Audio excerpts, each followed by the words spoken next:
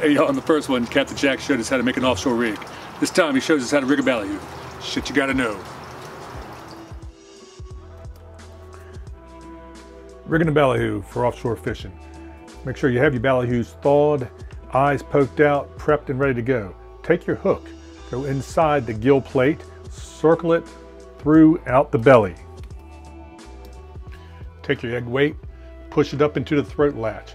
Push the spur up into the beak, wrap the rubber band 3-4 times until it's snug around and put it on the spur. Break off your beak, she's ready to go. Put it in the bait box on ice and it's ready when you need it.